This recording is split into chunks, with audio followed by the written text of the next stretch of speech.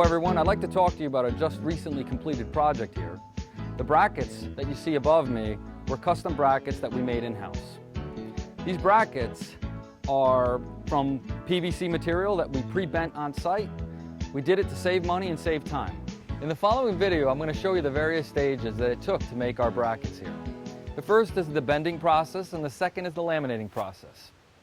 What we have here is a homemade hot box, and we're just basically boiling water, and we have it hooked up with this braided hose into the back of this hot box. Now the hot box is, we just have blankets around this hot box. It's nothing more than a half-inch plywood box made to receive, in this case, PVC trim.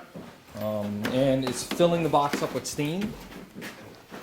We let it cook for a good 45 minutes to an hour, and what it does is it basically fills our box up with enough steam to soften up our PVC. So if you come back here,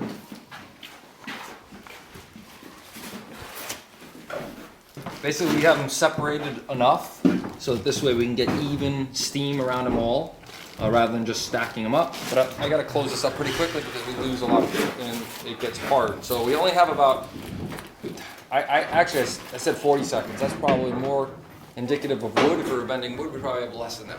So we only have about 15 seconds, 10 seconds. It's going to be a very quick process. We're just going to be stacking them. We're basically doing lamination. And we want it malleable enough to form brackets. And what we'll do is we'll pull it out of the hot box and then we'll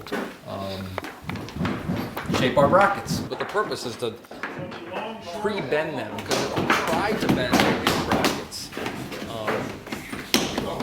what they do is they tend to have a little bit of spring back. So we want to just pre-bend them so we avoid having that spring back. And then prior to setting the laminations with glue, they'll already be shaped for us. Yeah, not bad. Once these cool up and set, they set up very quickly. Once they're done, essentially the goal is now to laminate these pieces. And this is what we're going to end up with. We're going to end up with 3 pieces that are laminated together. And what we end up doing is trimming off the sides, and it actually ends up looking like one uniform piece. So basically, guys, the whole purpose behind all this is that certainly we can send this out, shop drawings, to a fabricator, and they can put these items together for us. But you know what? We're taking it on ourselves. We want it done quicker and we want to do it less expensive. These brackets, if we sent them out, would be hundreds and hundreds of dollars to produce. And with a little planning involved and a little bit of ingenuity, we can execute and get these done for a fraction of the cost. What we're going to do right now is we're going to just take some screws and throw them through the back side of this back stock. And we're just going to protrude the screw out just a hair, enough to basically embed itself to the back side of this bracket. And it'll just hold it in position where we can clamp it and then drive it home. Again, this is just something that we can grab onto so we can embed the back side of this bracket so it doesn't shift around as we try to screw it into position.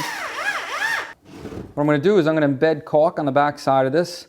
I'm not really concerned about adhesion as much as I am about just oozing out some of that caulk around the edges so that we get some clean lines.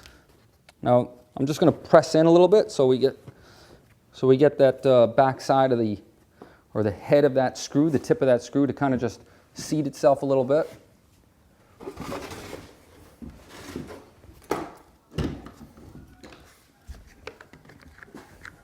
The reason why we're clamping them instead of just screwing them is we don't want the bracket to push before we can actually torque it together, because screws have a tendency to separate the material before it compresses it.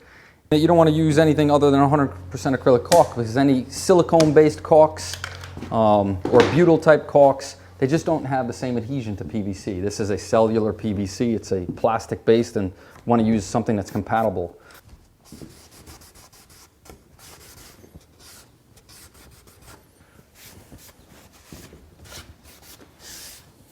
This is ready to be primed and painted. All right, so we're ready to mount a bracket on the back side of the house. Boujar has the bracket specific to this location. All of them have specific locations, mostly because we want to marry the angle of our wall and our roof together. So each one is made specifically for those areas. Bujar is going to hoist up this bracket and we're going to set it into position now.